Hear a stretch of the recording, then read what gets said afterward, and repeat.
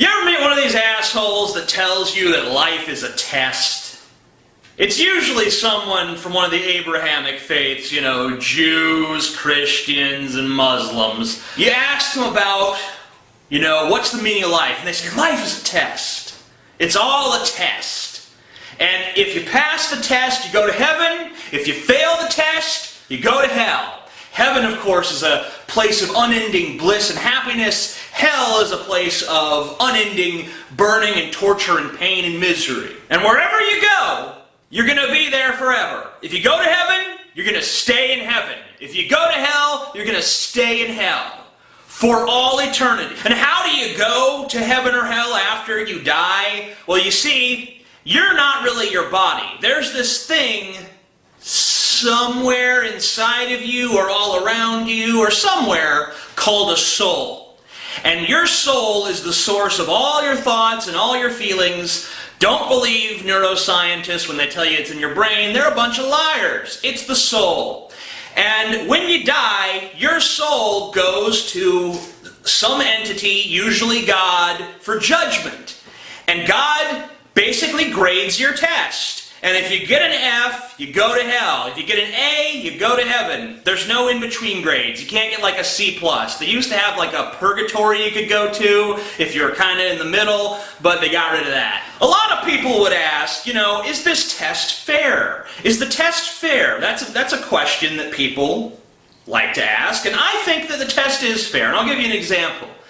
Like, you got a guy named Bob who, like, beats the shit out of his wife and, like, whips his kids, and, you know, he's an all-around evil fucking cunt, but he prays to Jesus and he asks for forgiveness, so he's going to go to heaven, unless the Muslims or the Jews or another denomination of Christianity is right, in which case he's going to go to hell.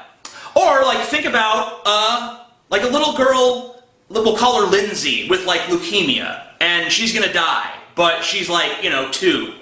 So, she's not really had the time to accept a religion, so of course, she's going to go to hell.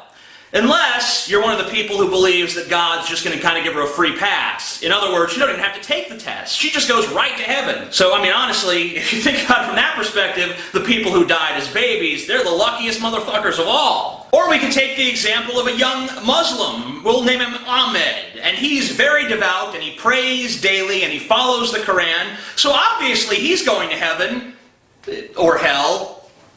It seems like no matter who you are, and what choices you make, you're either going to go to heaven or to hell, completely arbitrarily, because the actual parameters of the test are never defined, or they are defined, but they're defined in different ways by several different dogmas. So, congratulations on your awesome test, God.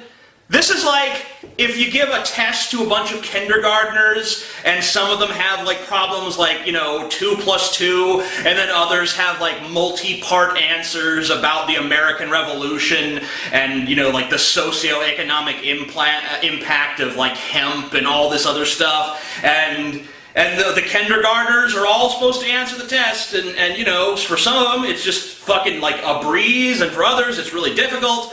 But hey, it's all fair. It's a fair test. And if God creates all of us, and He ultimately knows our destiny anyway, because He is an all-knowing being, then why would He even bother with the test? Couldn't He just create souls and then look at them on an individual level and say, oh, this one will pass, and just let them right into heaven, not even fuck with this mortality bullshit? Or why even create souls that you know are going to fail the test to begin with?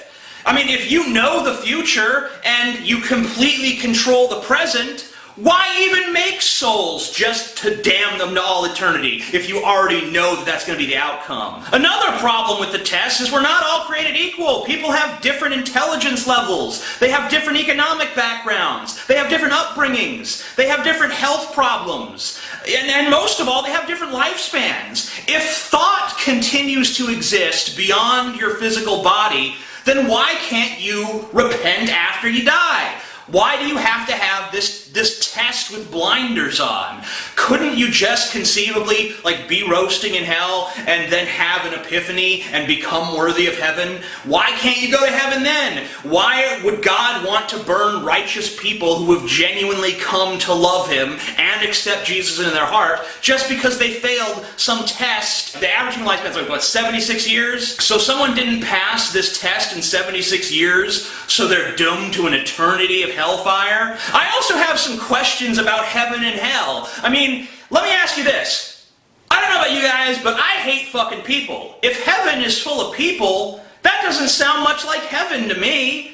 And also, if my cognition is going to survive my death, then how can I have eternal bliss? Because I'm not prone to eternal bliss. If you add eternal bliss to the paradigm of TJ, it's no longer TJ. It's someone else. It's some other person that really has nothing to do with me that's experiencing eternal bliss, or eternal suffering for that matter. If God really wanted to give us a test to decide whether or not we're worthy of heaven and hell, wouldn't it make more sense if we were all born roughly equal to one another? If we all had the same basic rights and opportunities and intelligence level and everything else?